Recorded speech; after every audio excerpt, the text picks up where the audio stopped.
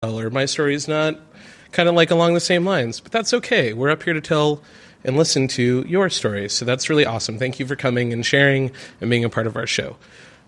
Please help me welcome our next storyteller. We have another wonderful human being and a regular to the stage. We have Marina.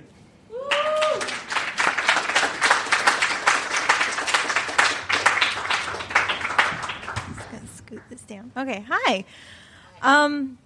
So for anyone who knows, God, I don't know what to do with my hands. It's the worst. Okay, so for anyone who knows me or has known me for a while, they would probably know that I've long harbored a secret desire to unapologetically punch someone in the face. And back in December, that finally happened. And I'm so excited. So back in December, I went to see a corporate gig that my boyfriend was playing over at Copper Blues. He was going to be like singing and playing with the band.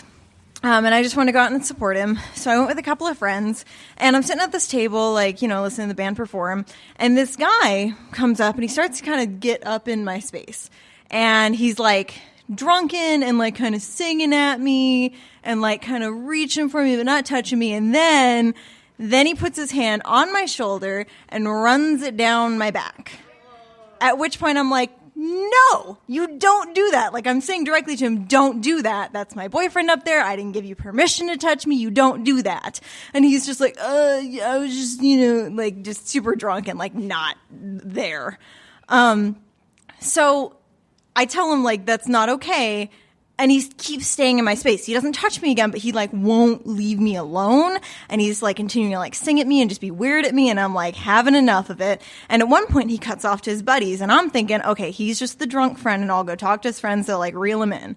So I go over to his buddies and I walk up to the first friend. I'm like, hey, can you tell your friend not to touch women he doesn't know? And his friend's like, what are you talking about? And I say, your friend put his hand on me and ran it down my back. And he's like, oh, it's not that big a deal. And I'm like, excuse me?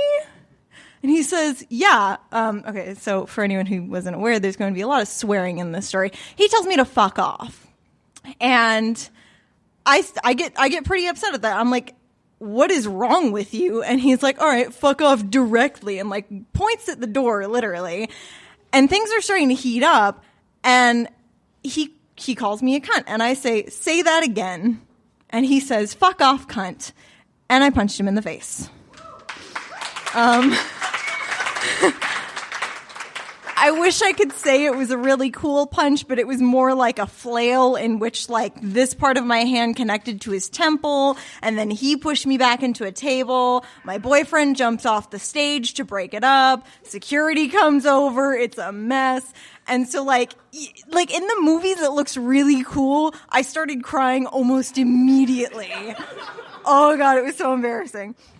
So this guy is like yelling like about how like we're going to hear about this. And like, he's like, you know, Draco Malfoy, my father will hear about this. I'm going to like press charges. It's been 2 months and I haven't heard anything. So like, and I left the bar like with my details in case like they needed to get a hold of me. Cause like the bar manager took me back. He's like, hey, so another table said that like they would support your side of the story and the guys are the aggressors, but I just need to like get the full story from you and like your information. He was like so nice. So if you've never been to Copper Blues, at least you know the management's really nice there and supportive of women. But it was funny. I spent so much of last year like feeling like I wasn't myself in some way. I just kept putting myself in like these toxic situations, and I felt like I was becoming a really toxic person.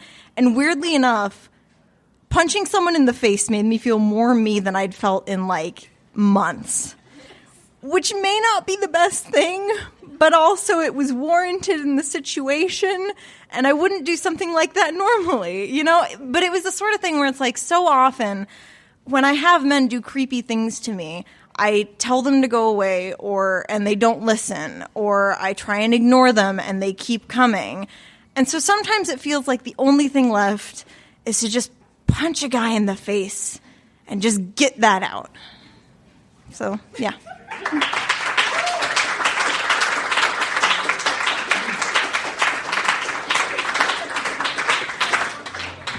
Guys, keep it going for Marina.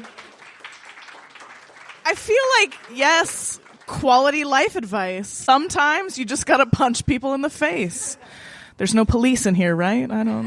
That's against the rules. I don't know. I want to make a couple of quick announcements. They're never quick when I make them because I'm wordy.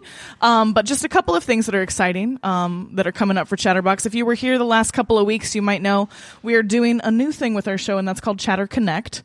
So we are reaching out to groups in the community that do different things. We've had Big Brothers Big Sisters come out.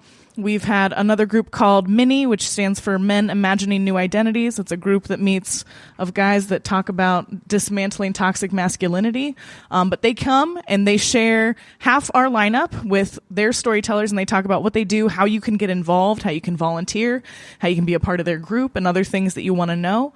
And they pick the theme for the night. So if you have a group like that, or if you are part of an organization or anything like that and you're interested in kind of sharing our stage, we'd love to have you. We have flyers here with our email address. You can reach out to me directly and we can kind of talk about what that looks like. But we're really excited to kind of have these opportunities available for our friends in the community because I'm not the only voice you guys want to hear. I know that. It's okay. You heard me talk for like 3 years now. I think I'm done. My time is over. I'm retiring, guys. No, it's fine. I'm not. Don't hold on. Don't get too excited. But yeah, so that's Chatter Connect. That's really exciting. Also Chatter Pod. If you haven't heard our podcast yet, that's why we have Jared hanging out over here. He doesn't just listen to his headphones while we're telling stories. He's recording. But we have our podcast. How many episodes do we have right now? Do you know off the top of your head? 34 or 35 episodes. And we're everywhere you listen to podcasts. So Spotify, Google Music, iTunes, all the other ones that you can do them on. But check him out. Do you have cards? He has Hoot and Waddle cards. There's other podcasts that he records. If you listen to The Good Place, there's a really wonderful podcast that he does about that and some other fun music, arts, and culture podcasts that he has recording. So come check that out. He also has all of the books that they publish for sale and some other fun things like that. So check out his merch because we don't have any at the moment. But we do have free bookmarks. So if you want a free bookmark, you can have that thing. All right, guys. I'm going to go ahead and bring our next storyteller up. He is a regular to this stage. Put your hands together for Damien. He's coming from the way back. You got to...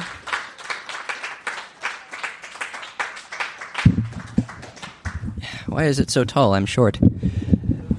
Also, a reminder for me to never go to the back again. It's too much time for the clapping. So... There are a bunch of things in my life that empower me. My mother, who's here tonight, the numerous father figures I've collected over my life, not all of which are from real life, most of which are not from real life. Okay, now it's working. But I'm going to share a more recent story of empowerment, which has to do with something that I hear almost everyone complain about at least once, and that is their job. If one were to ask me 3, 4, hell, even like maybe 1 month ago, and asked me whether or not I like my job, I'd say, my job sucks, dude. And in its own little ways, it kind of does. But this is America. We always complain about our jobs. But very, very recently, God damn this thing. No touchy. What do I do with my hands? That is a legitimate question. I'm just going to put them in my pockets. Okay. Very recently, my bosses, and I keep hearing this from my mother because she tells me this all the damn time. My bosses notice how hard I work at where I work because I work in a very it's a small locally owned kitchen that does like food deliveries. It's called Scratch Catering. Please order food from them. It's amazing. They do all kinds of like, healthy diet, organic foods and stuff, and they do like paleo and keto diets. It's super cool. And for the majority of the time that I've worked there, I was a simple prep cook. I would chop veggies or do dishes or all the typical grunt work that you find in a kitchen. But in the past month, my bosses literally pulled me aside into the fridge and say, "Buddy, you're getting a raise." I'm like, "Hell yeah! Why?" And I didn't think they noticed this because I didn't really think too much about this unless I was complaining. But since it's it's a small business and there's no like actual corporate thing involved, we don't have set hours. We basically leave when the work is done or when the chefs tell us to go home. I and a few others are of the few people that stay behind until the work is done, rather than just kind of like moseying through the day and just kind of waiting for the chefs to tell us to go home. And they notice. So I thought it was just like, simple. Oh, awesome. All the hard workers, me and my buddy, are getting raises. And then they decided, like 3 weeks after that they were going to put me on like what I had previously considered to be like the golden chair of the prep cooks, which was like the specialty orders line leader. I had seen like one other guy do it before, and he's gone. He's not dead, but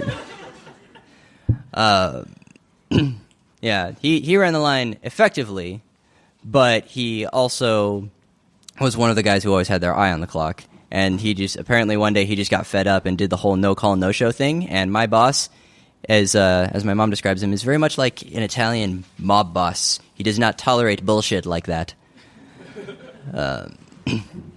It's like, damn, I was trying to think of a Boondock Saints quote, but it's not working.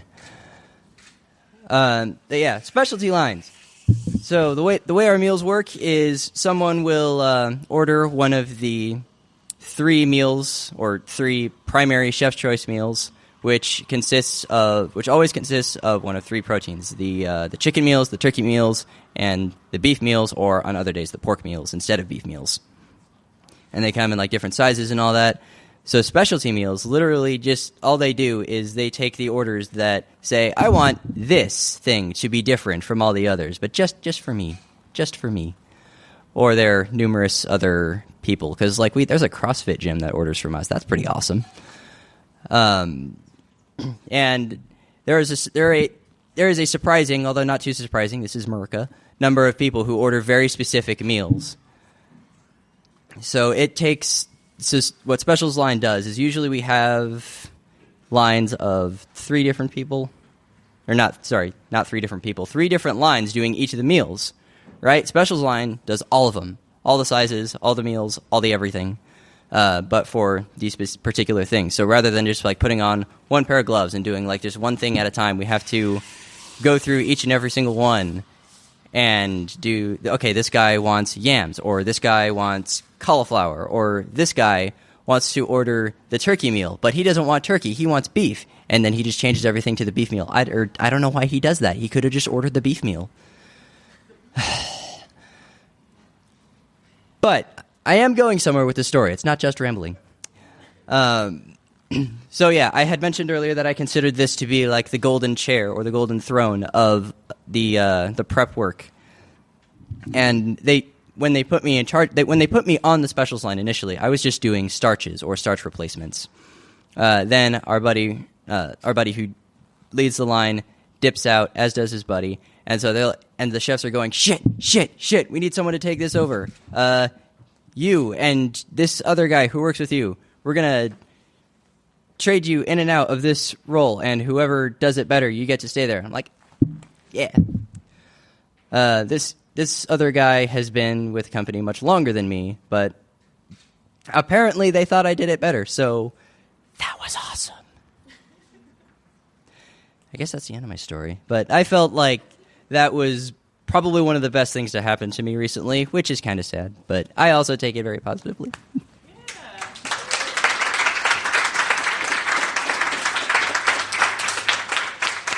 Guys, keep it going for Damien.